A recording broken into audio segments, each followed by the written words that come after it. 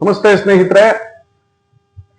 ಕರ್ನಾಟಕ ಸರ್ಕಾರದ ವತಿಯಿಂದ ಮೈನಾರಿಟಿ ವಿದ್ಯಾರ್ಥಿಗಳು ಅಂದ್ರೆ ನಮ್ಮ ಕರ್ನಾಟಕದ ಮೈನಾರಿಟಿ ವಿದ್ಯಾರ್ಥಿಗಳು, ಅದರಲ್ಲಿ ಯಾರ್ಯಾರು ಬರ್ತಾರೆ ಅಂತ ಹೇಳಿದ್ರೆ ಮುಸಲ್ಮಾನರು, ಕ್ರೈಸ್ತರು, ಬುದ್ಧರು, ಜೈನರು ಮತ್ತು ಸಿಖ್, ಈ 5 ಸಮುದಾಯಗಳಿಗೆ ಹೊರದೇಶದಲ್ಲಿ ವಿದ್ಯಾಭ್ಯಾಸ ಮಾಡಲಿಕ್ಕೋಸ್ಕರ 30 ಲಕ್ಷದವರೆಗೆ ಸ್ಕಾಲರ್ಶಿಪ್ ನ ಕೊಡ್ತಾರೆ.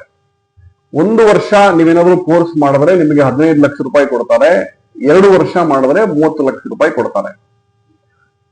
ಇದು ನಿಮಗೆ ಮಾಸ್ಟರ್ಸ್ ಮತ್ತು PhD ಮಾಡ್ಲಿಕ್ಕೆ ಮಾತ್ರ ಸ್ಕಾಲರ್ಶಿಪ್ ನ ಕೊಡ್ತಕ್ಕಂಥದ್ದು.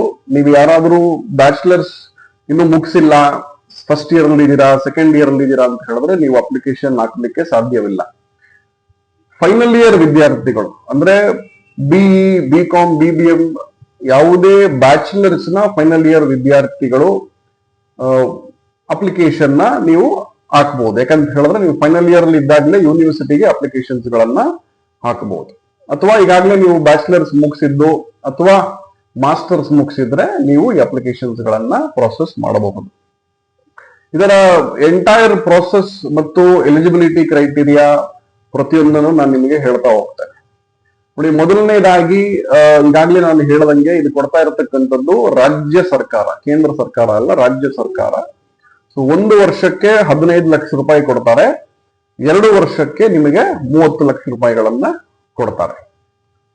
ಸೊ ಎಲಿಜಿಬಿಲಿಟಿ ಕ್ರೈಟೀರಿಯಾ ಏನಿದೆ, ಇದು ಯಾರ್ಯಾರಿಗೆ ಸಿಗುತ್ತೆ ಅಂತ ನೋಡ್ತಾ ಹೋದಾಗ ಕೆಲವೊಂದು ಪಾಯಿಂಟ್ಸ್ ಗಳನ್ನ ಹೇಳ್ತೇನೆ.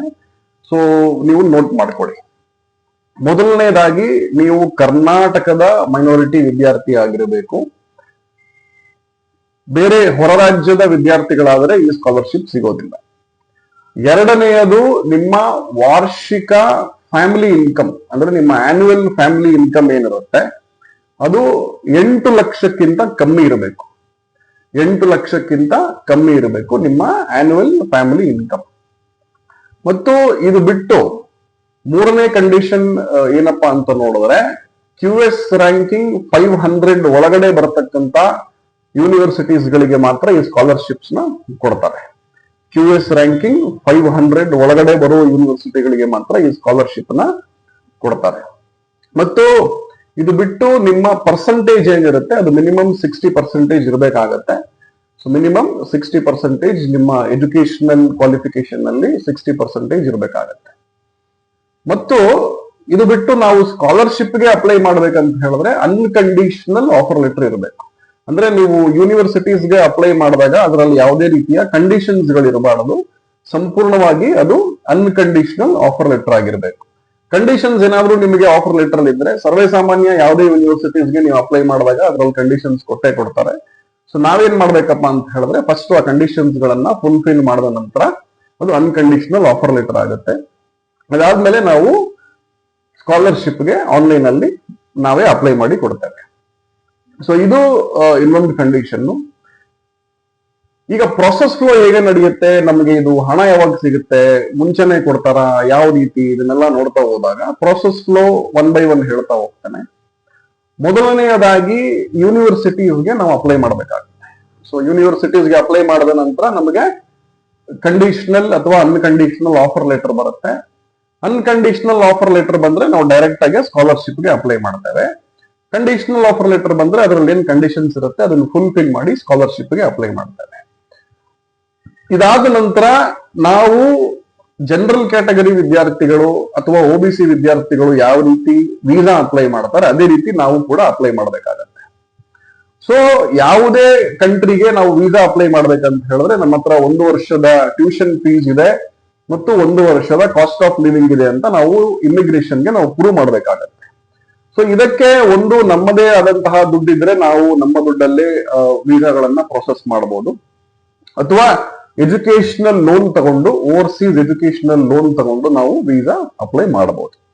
ಸೊ ಬೇಸಿಕಲಿ ಈ ಹಣ ನಮಗೆ ಬರ್ತಕ್ಕಂಥದ್ದು ನೀವು ಒಂದು ಸಾರ್ತಿ ವೀಸಾ ಬಂದು ಯಾವ ದೇಶಕ್ಕೆ ನೀವು ಓದಕ್ಕೆ ಹೋಗ್ತಾ ಇದ್ದೀರಾ ಆ ದೇಶಕ್ಕೆ ಹೋಗಿ ರೀಚ್ ಆಗಿ ಅಲ್ಲಿಂದ ಒಂದು ವಿಡಿಯೋ ಕಾಲ್ ಮಾಡಬೇಕು. ವಿಡಿಯೋ ಕಾಲ್ ಅಲ್ಲ, ಒಂದು ವಿಡಿಯೋ ರೆಕಾರ್ಡ್ ಮಾಡಬೇಕು. ನಾನು ಇಂತಿಂತ ದೇಶಕ್ಕೆ ಬಂದಿದ್ದೇನೆ ಅಂತ ಹೇಳಿ ಅಲ್ಲಿ ಕೆಲವೊಂದು ಏರ್ ಟಿಕೆಟ್ ಆಗಲಿ, ಅಕೊಮೊಡೇಷನ್ ಪ್ರೂಫ್ಗಳಾಗಲಿ, ನೀವು ಆ ದೇಶಕ್ಕೆ ಹೋಗಿದ್ದೀರಾ ಅಂತ ಒಂದು ಪ್ರೂಫ್ ಕೊಡಬೇಕು.